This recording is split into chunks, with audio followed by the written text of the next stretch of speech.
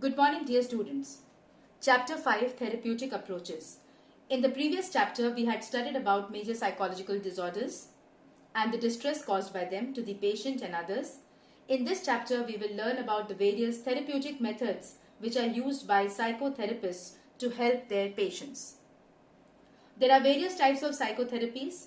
Few of them focus upon self-understanding and other therapies are more action-oriented. All the approaches, they emphasize on the basic issue of helping the patient overcome his distressful situation. So what exactly is psychotherapy? Psychotherapy is a collaborative treatment or a voluntary relationship between two people, the person who seeks help, that is the client, and the person who is willing to give help, that is known as the therapist. The purpose of the relationship is to help the client solve the psychological problems which are being faced by him or her. Well, students, grounded in dialogue, it provides a supportive environment that allows the client to openly talk with somebody who is objective, neutral, and non-judgmental. Psychotherapy will equip the clients to cope with difficult situations in a much more adaptive manner. The characteristics of psychotherapeutic approaches focus on systematic application of principles underlying the various theories of therapy. Well, only those people who are trained under expert supervision are authorized or having the license to practice psychotherapy.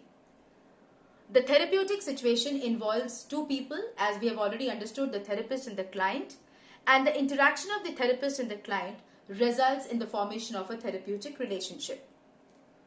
So, psychotherapy can provide help with a range of problems ranging from depression, so low self-esteem, to addiction and family disputes.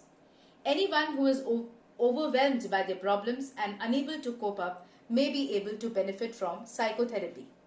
So now we move on to the goals of psychotherapy.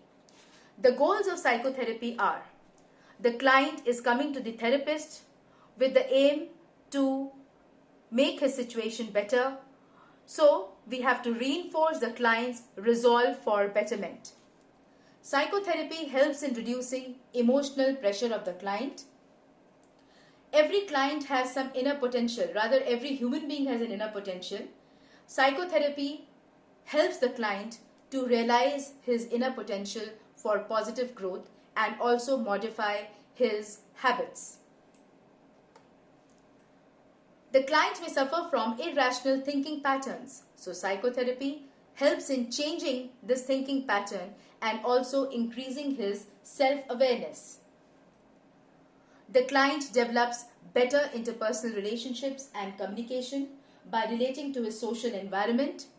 Plus, he also becomes confident to take decisions in life.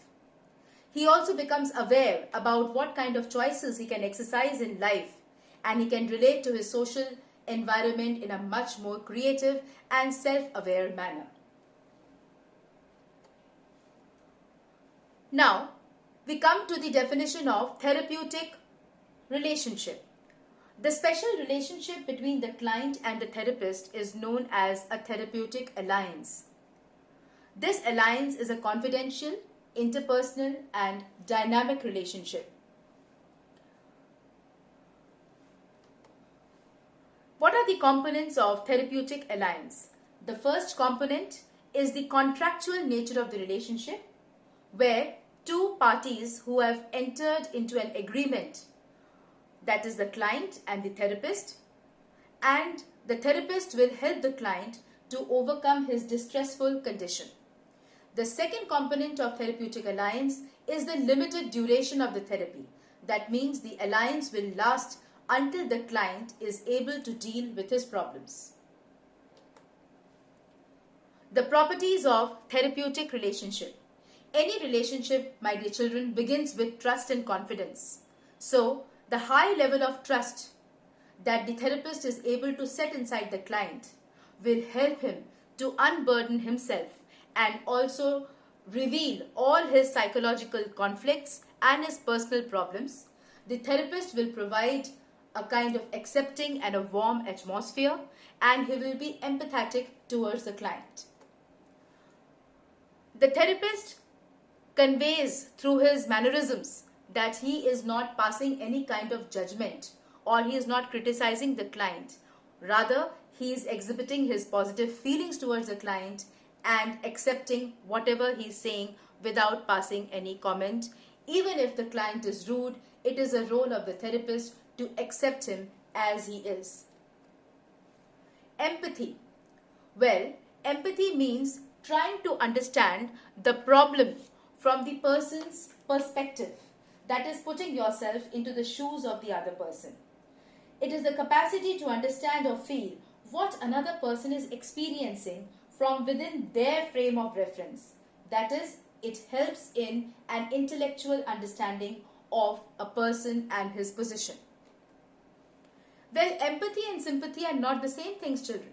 Sympathy is something like a feeling of pity which you may show towards a person who is physically handicapped on the street, or a beggar, or you may see a small child on the street absolutely in tattered clothes. So you may develop a feeling of pity, compassion or sympathy.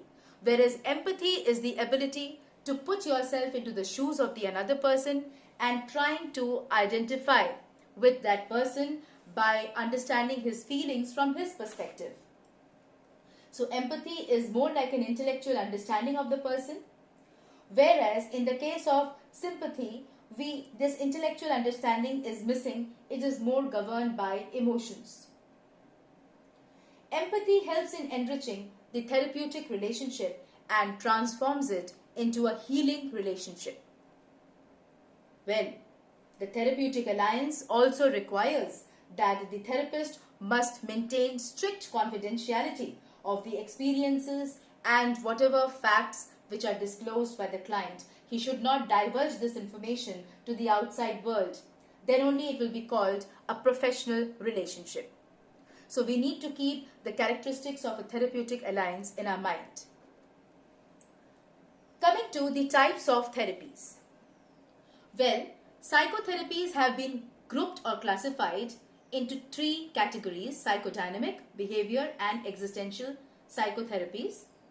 The psychodynamic therapy emerged first, followed by behavioral therapy, and then the existential therapy, which is also called the third force, emerged last. What is the cause which has led to the problem? Psychodynamic therapy is of the view that intra-psychic conflicts, that is the conflicts which are present within the person, are responsible for the psychological problems. But the behavioral therapists, they say that it happens because of faulty learning of behavior. The existential therapist postulates the questions about what is the purpose and meaning of one's existence. That is the cause of psychological problem.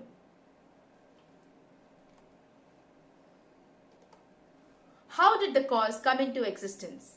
In the case of psychodynamic therapy, it is said that the childhood experiences and unresolved conflicts are leading to the intra-psychic conflict, whereas the behavioral therapy postulates that faulty learning patterns, faulty observational learning, thinking, beliefs lead to maladaptive behavior that can lead to psychological problems. The existential therapy places importance on the present because the person feels cut off from the entire world, develops a feeling of loneliness and futility of one's existence that causes psychological problem. The chief method of treatment. Here, psychodynamic therapy uses the methods of free association and dream interpretation in order to bring about the intra-psychic conflict of the client.